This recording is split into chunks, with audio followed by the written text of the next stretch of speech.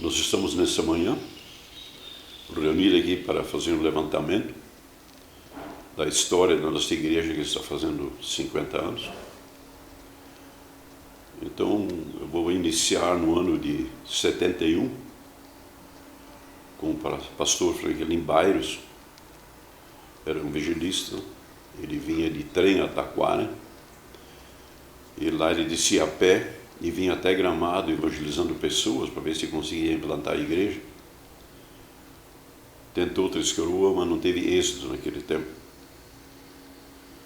Aí em 72 veio um casal de Cachoeirinha da Igreja Batista Filadélfia. Eles que têm uma revelação, vim para a igrejinha e ele teve que ganhar 2 pessoas para iniciar a igreja. E ele veio, fez o primeiro culto num potreiro debaixo de uma árvore, aqui no viaduto. Aí ele teve um convite de uma senhora para fazer na casa dela, mas não tinha espaço, só uma areazinha pequena.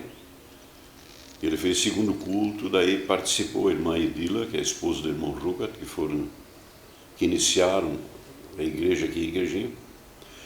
Ela foi no culto e ele estava na cama muito doente, já fazia uns 3 anos. Ele pregou, ela aceitou o evangelho e convidou esse pastor para vir na casa dela, e eles de noite se reuniram. Ele orou com ele. Eu conheci a vida dele. Ele era envolvido em espiritismo, feitiçaria, que ele era muito doente. O pastor orou com ele. Ele não conseguia nem beber água quando ele queria. Ele tinha um movimento no estômago dele que dava pena de ver. Aí a esposa dele chegou do serviço meio-dia, na segunda-feira, perguntou: mas como você está? Não, diz ele, eu estou bem. Como tu não levantou? Não. Eu já me arrastei para a cozinha, consegui tomar água. Aí começou a transformação da vida dele. Aí irmãos de Taquara, eu não sei os nomes deles, mas vários. Um deles foi o Mário Vargas, que eu me lembro o nome, que vinha dar cobertura em domingo de tarde, eles faziam culto na casa do irmão. Eles vinham, não tinham carro, eles vinham de carroça de Taquara a cavalo. Faziam os cultos. Aí os irmãos ganharam, que se converteram, quer dizer, 3 pessoas, 3 rapazes e uma mulher.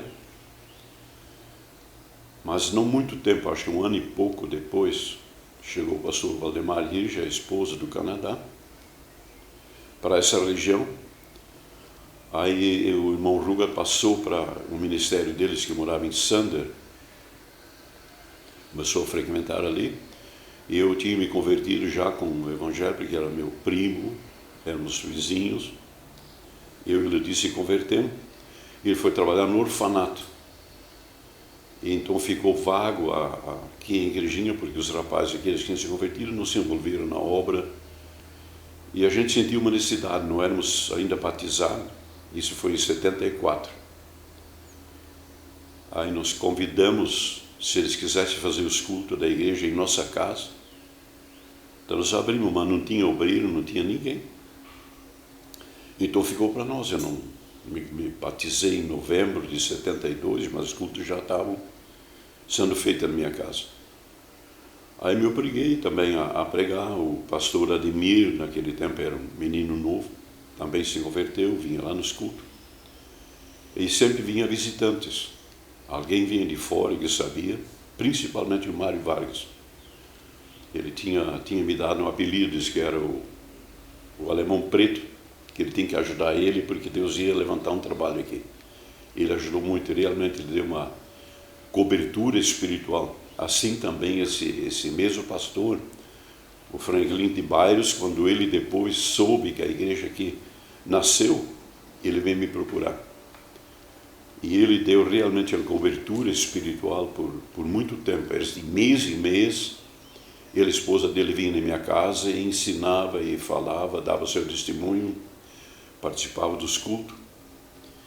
Aí nesse tempo, como nós não tinha culto na minha casa, e também na Vila Esguei, no 15, na casa do Pedro da Silva, a gente fazia culto. E ali os filhos dele, 5 se converteram, e assim começou a igreja. Eu, por sua vez, também consegui falar para o meu cunhado, Paulo Aradi, o Hilário, se converteram.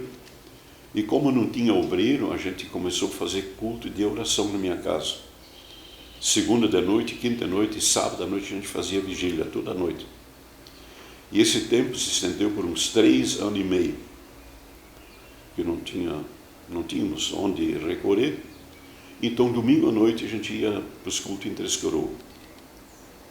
Nós íamos numa Kombi, tinha noites que ia 16 na Kombi para ir para o culto. Até uma noite a gente brincava, perdemos uma noite uma porta da Kombi. Não morreu ninguém por sorte. Aí consegui comprar naquele tempo uma Brasília, daí eu e a família já conseguimos ir. E o trabalho era desenvolvido lá, e aqui então se fazia também domingo de manhã já no colégio, uma escola dominical. E daí naquele tempo chegou o pastor Ivo Stelter, que era um pastor que veio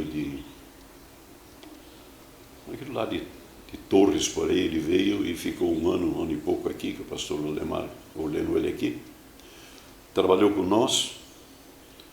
E depois disso parou de novo, não tinha outro obreiro, e ficou sempre para mim, que eu tinha me convertido. E fazia trabalho, trabalhava na empresa de dia, de noite atendendo esses cultos, atendendo pessoa. E realmente o evangelho começou a se propagar aqui dentro da cidade, mas com muita perseguição.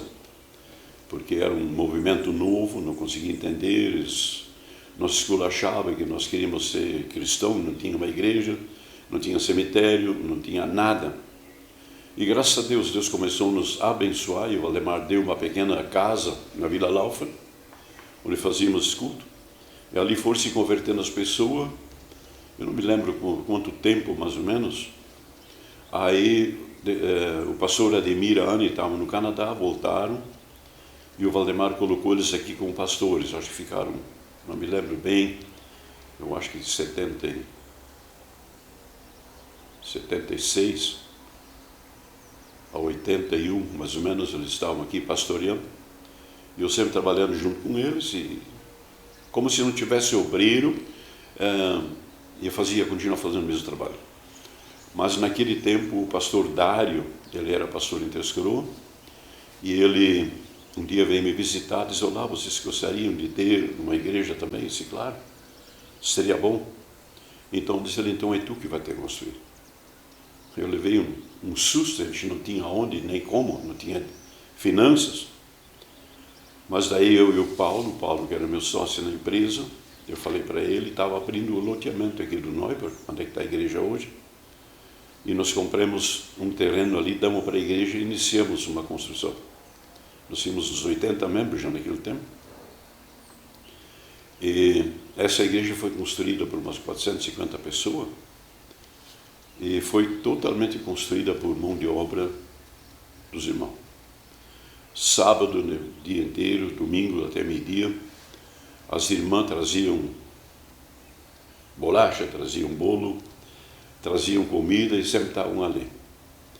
Uma pessoa que é interessante, porque a igreja era com parquinho naquele tempo, a vovozinha Angelina de Brito, ela que pregou todo o parquinho e colocou o pinche para nós fazer a igreja. Dia frio, a velhinha ia lá, fazia o trabalho para ajudar, e assim nós conseguimos concluir. Veio até o grupo de Porto Alegre, o pastor Adílio Rodrigues, mais alguém vieram ajudar a sentar de junto, e assim a gente fez esse trabalho.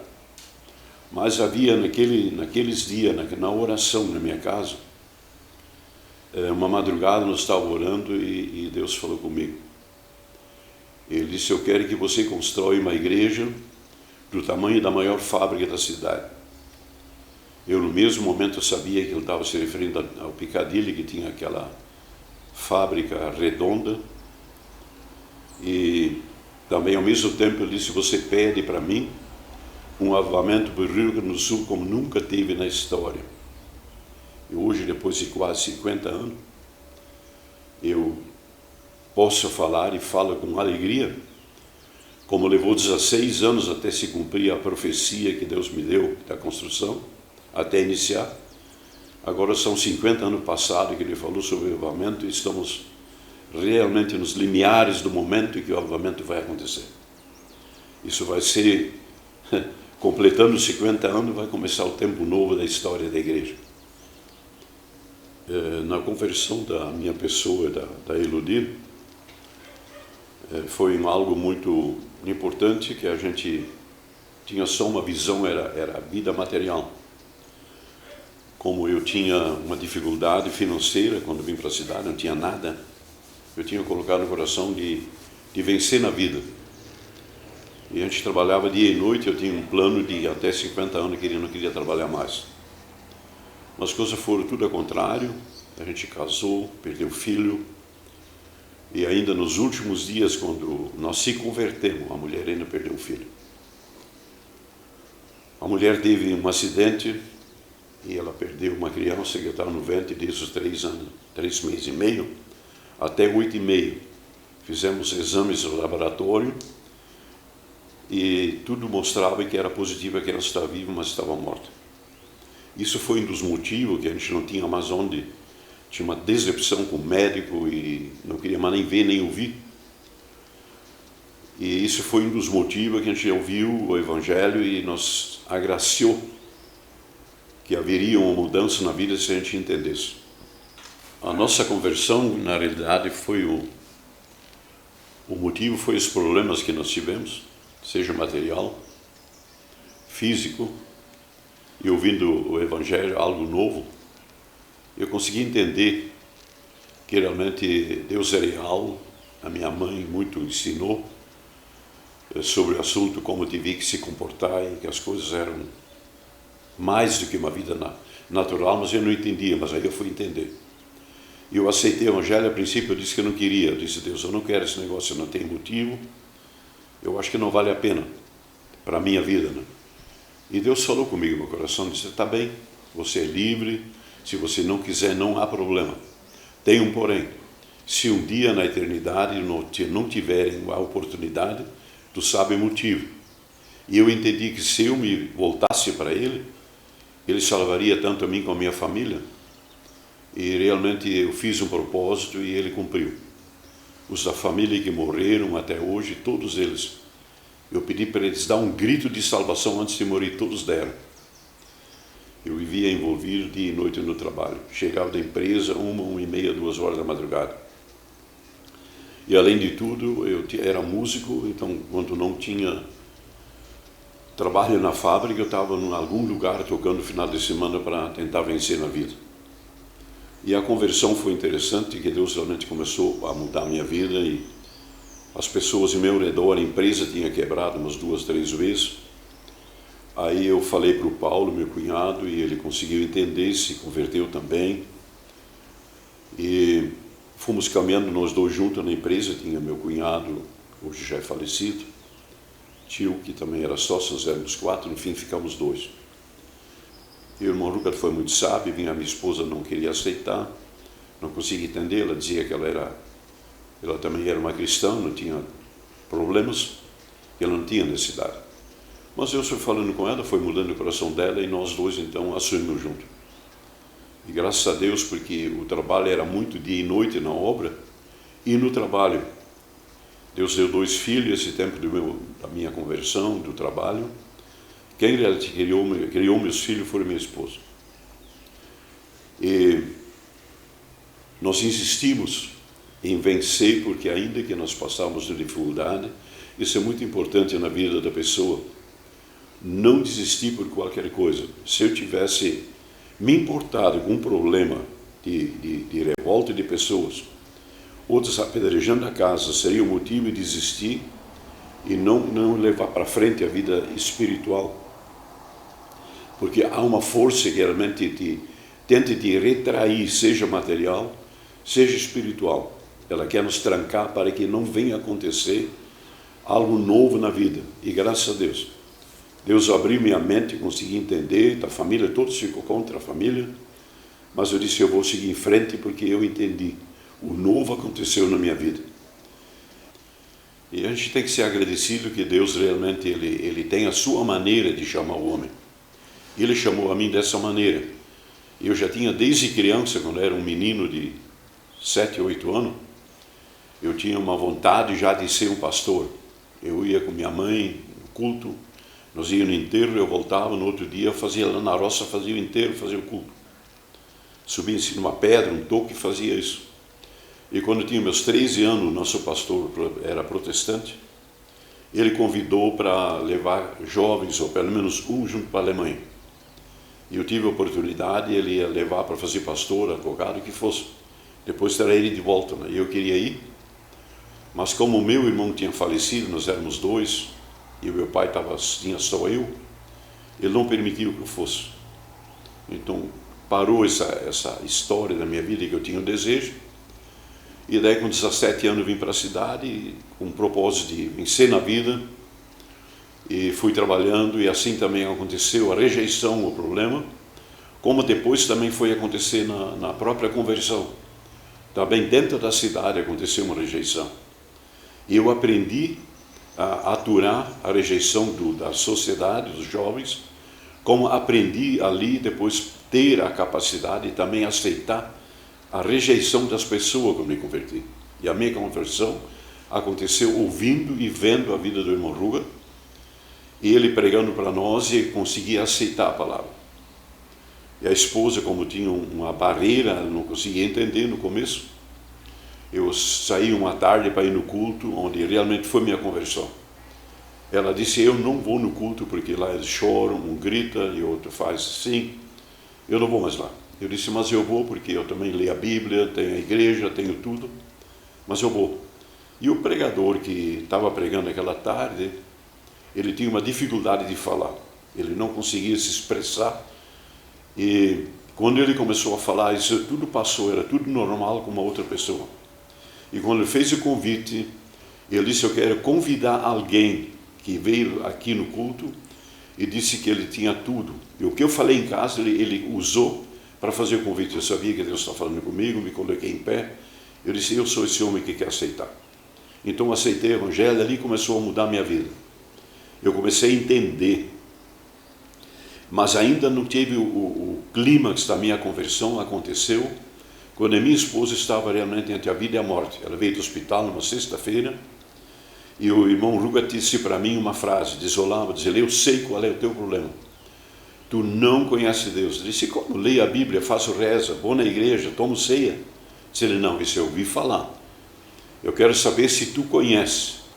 E um mês, mais ou menos, essa palavra vinha na minha mente. Se eu tinha conhecido ou se eu tinha ouvido. E na noite que a esposa estava mal, na sexta-feira, estava deitada na poltrona, ela dormiu e de repente ela pediu para ser levada para o quarto, não quis tomar café e ela deitou e dormiu.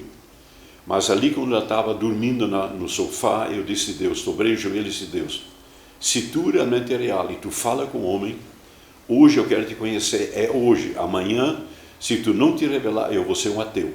Isso foi em pranto, foi em choro. Quando a minha esposa levei ela para o quarto, eu deitei também, orei de novo.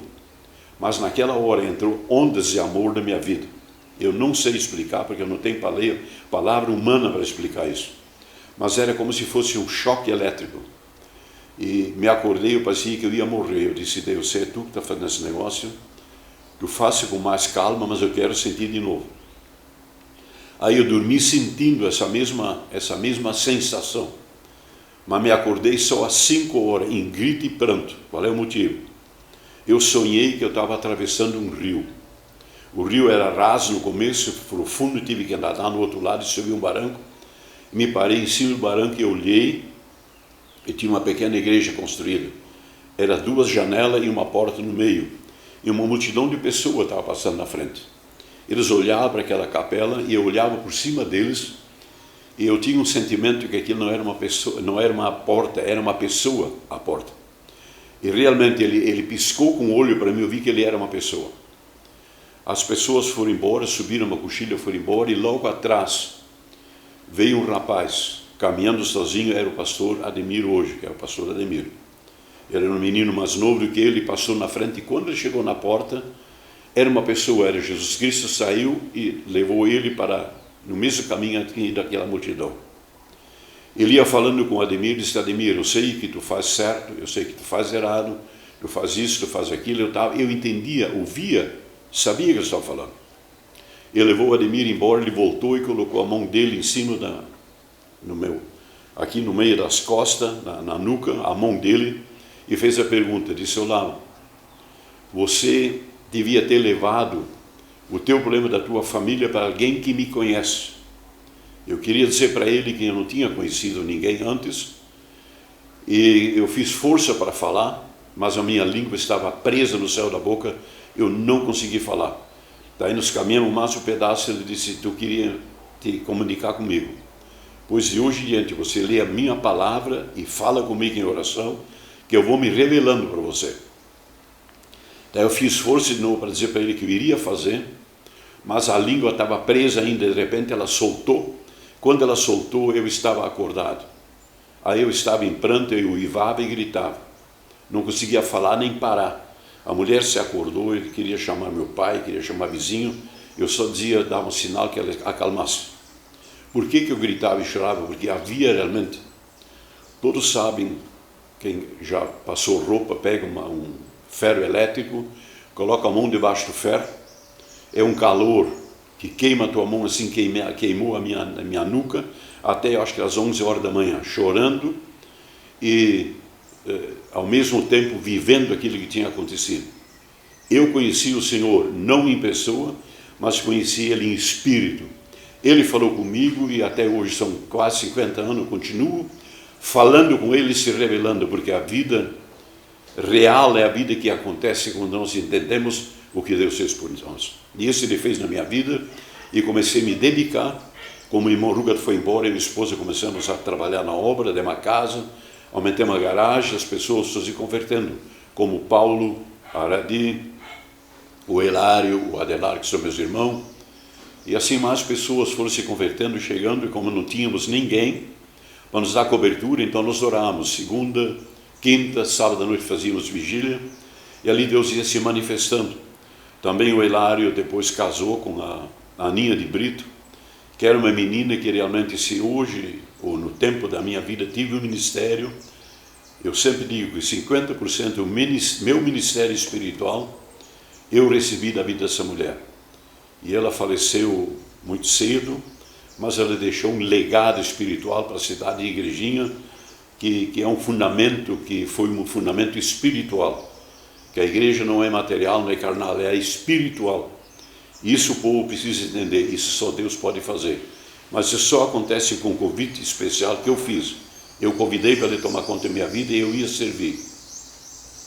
Aí comecei a trabalhar e cuidar, como o pastor Ademir me convidou, pastor Dário, para construir uma igreja, construir a primeira igreja, e o pastor Ademir e a Anne eram os pastores naquele tempo, isso de 76 até 81, no dia da inauguração, o Ademir saiu, voltaram para o Canadá, e o pastor Dário, que era o pastor em Três Coroas, ele foi convidado pelo pastor Valdemar para cuidar de Igrejinha também, e ele me deu a oportunidade de começar a cuidar de Igrejinha. Então me tornei o líder.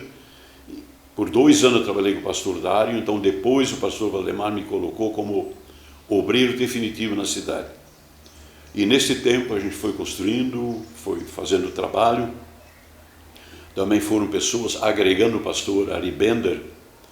Ele se converteu no mesmo tempo que eu me converti, que também Morrua era o pai da fé dele como o meu. E nós éramos também amigos, era um trio de amigos, e ele se dedicou à igreja quadrangular, deu um terreno, fez igreja, e ficou um tempo ali. Depois ele voltou para a Assembleia de Deus, que ele disse que ele era filho daqui.